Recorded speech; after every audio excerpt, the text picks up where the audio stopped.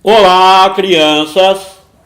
Que a paz de Jesus esteja com todos nós, hoje, agora e sempre. A Associação de Estudos Espíritas Nosso Lar, Rua Tunísia 97, Jardim das Nações, Salto, São Paulo, estuda 42 livros mensais. E durante esses estudos, nós temos a fluidoterapia, o passe. As nossas aulas são abertas a todas as pessoas, independente de sua religião.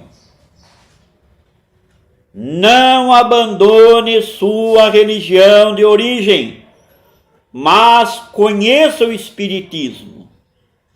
Um dia você pode precisar dele. Ave Maria, cheia de graça, o Senhor é convosco. Bendita sois vós entre as mulheres, e bendito é o fruto do teu ventre, Jesus. Santa Maria, Mãe de Jesus, roga por nós, devedores, agora e na hora de nosso desencarne, que assim seja. O tema deste vídeo chama-se Atravessando o Deserto. Baseado neste livro, Simplesmente Francisco, José Carlos de Luca, editora Letra Mais. Vamos ao vídeo. Senhor, deposito em suas mãos o cansaço e a luta, os desencantos e as alegrias desse dia que ficou para trás. Se os nervos me traíram, os impulsos me dominaram, se dei lugar ao rancor ou à tristeza, perdão, meu Senhor Jesus. Francisco de Assis. Muitas vezes nós imaginamos que os santos são feitos de um material diferente com que aquele ou daquele com que Deus fez os homens. A maioria de nós acredita que os seres iluminados não choram, não se zangam, não se entristecem, não se equivocam, não experimentam angústias, não sentem plenamente as dores da alma e as necessidades tanto do corpo físico quanto do corpo espiritual. Donald Spoto descreve muito bem essa ilusão de que os santos não seriam de carne e de osso. A vida dos santos são geralmente escritas por pessoas que nos oferecem uma grave distorção ao cercar suas existências com halos literários, na verdade reduzindo ou mesmo apagando a humanidade que Deus assumiu e nos conferiu e que Ele usa para trazer-nos a si. Ora, nem mesmo Jesus deixou de revelar aspectos humanos durante a sua passagem entre nós. Ele chorou quando recebeu a notícia da morte de Lázaro. Ele sentiu medo, tristeza nos momentos que antecederam a sua prisão. Foi ele, Jesus, enérgico com os vendilhões do tempo. Sentiu fome, sede, queixou-se com os discípulos, Pedro, Tiago e João, que não vigiaram com ele no Getsemane. É claro que a sua maturidade espiritual fez com que ele, Jesus, soubesse lidar muito bem com as características da condição humana, sentindo-as, administrando-as, para que não impedissem a realização da sua missão. Creio que esse seja também o caminho que se apresenta para nós, isto é, a nossa evolução espiritual não pode ser um buraco onde colocamos nossas emoções e sentimentos para fazê-los desaparecer, como se isso fosse possível.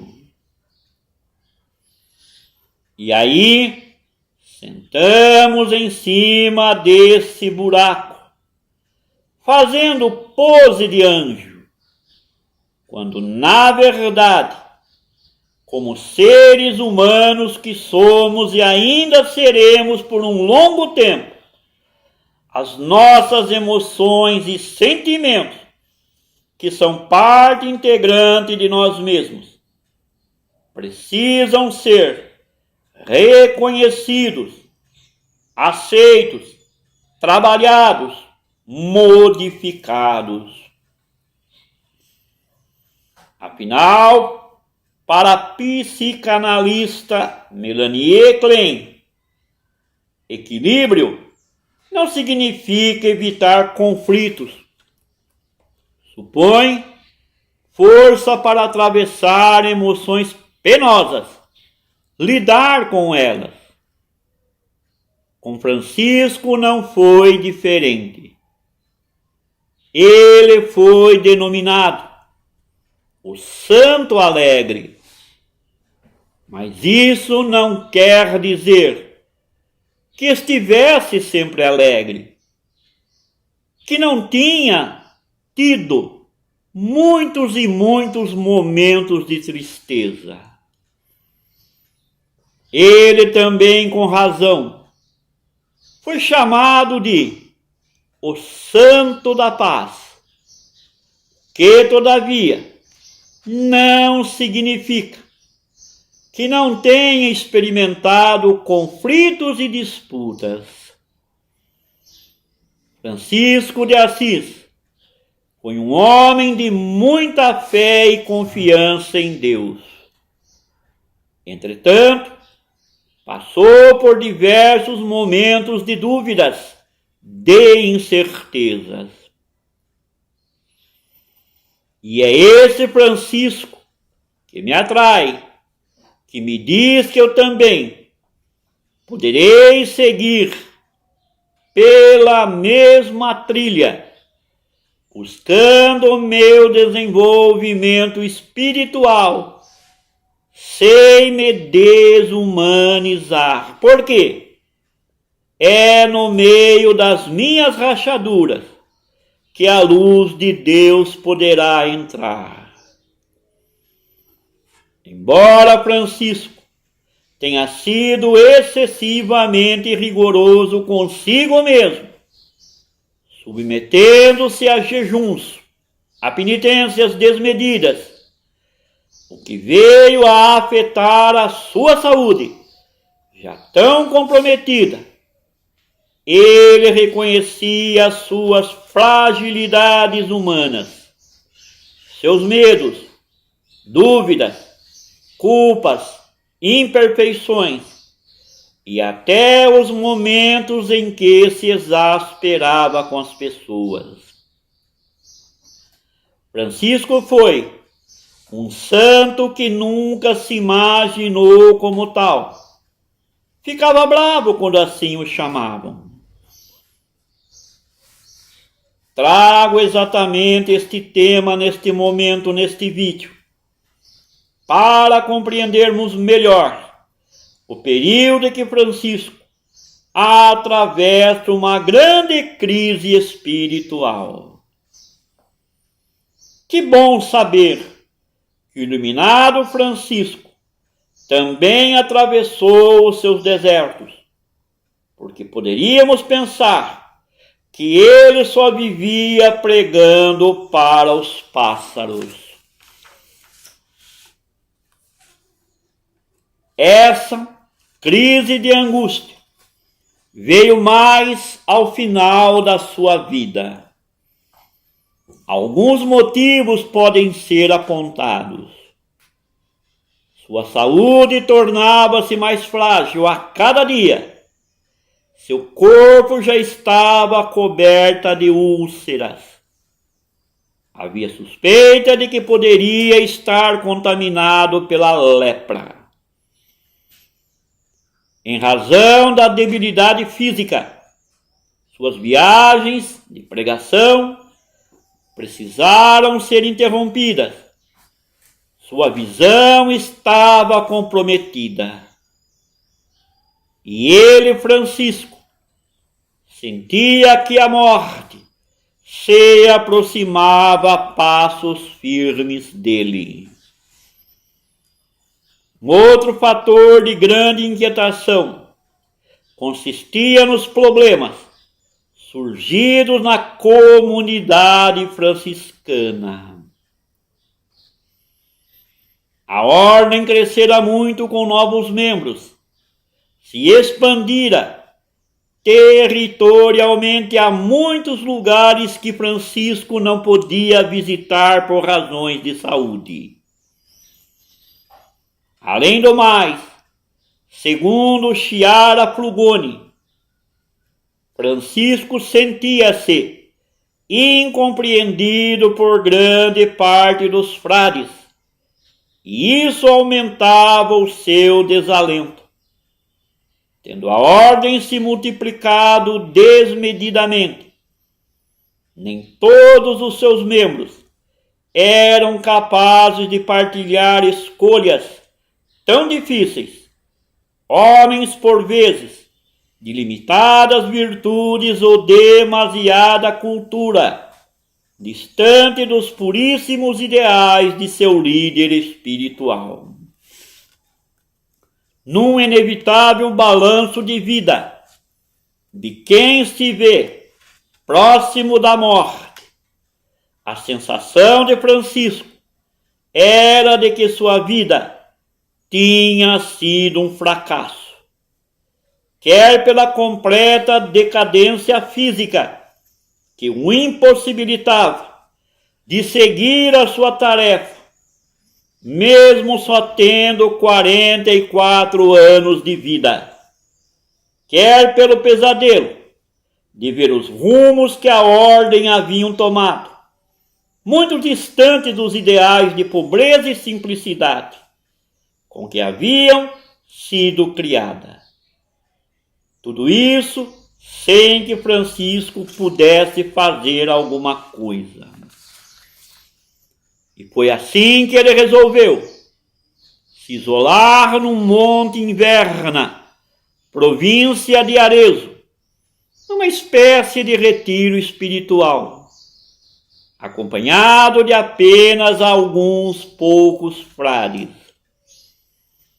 Ele precisava encontrar água no deserto de suas aflições.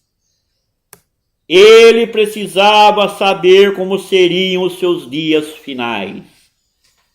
E após uma semana de intensas orações, Francisco pede para que o Evangelho seja aberto, a fim de ouvir a lição que lhe estava reservada, como era seu costume. Ao abrir o Evangelho de Lucas, diz lá: Pai, se queres, afasta de mim este cálice. Contudo, não a minha vontade, mas a tua seja feita. Sob o transbordar de lágrimas, Francisco de Assis Compreendeu então que a sua tarefa estava próxima do fim e que ele, tal qual ocorrera a Jesus, precisava sorver o cálice final, entregando-se à crucificação. Era o momento sublime de renunciar a qualquer pretensão de algo fazer. Ele, Francisco, estava na cruz, tão imponente como Jesus estivera. Deveria ir se despedindo do corpo, dos amigos, dos grandes ideais e da direção da própria comunidade. Foi a entrega que curou Francisco de sua agonia. Nada mais querer, nada mais desejar, nada mais idealizar, apenas viver a condição do Cristo crucificado. Enfim, era o que o pobrezinho sempre desejara fazer em sua vida: viver o Evangelho como Jesus viveu. E ao se lembrar de Jesus na cruz, aparentemente também fracassado aos olhos do mundo, Francisco aceita a sua mais eloquente pobreza, miserabilidade e impotência. Novamente, o que era amargo se tornava doce. Dizem alguns dos seus biógrafos que logo após esse momento, e ainda no Monte Verna, Francisco recebe no corpo as chagas do Cristo. Outros biógrafos, no entanto, contestam tal versão, alegando falta de comprovação inconteste do fato. Seja lá como for, meus irmãos, o que me parece mais importante é que Francisco, indubitavelmente, foi o ser mais apaixonado por Jesus de que se tem conhecimento na história do cristianismo, tendo decalcado em sua alma a paixão de Jesus por todas as criaturas de Deus. Que mais eu preciso? Logo, logo estaremos nos reencontrando. Próximo vídeos a serem gravados será do livro Aqui e Agora, do José Carlos de Lucas também. Fiquem na paz.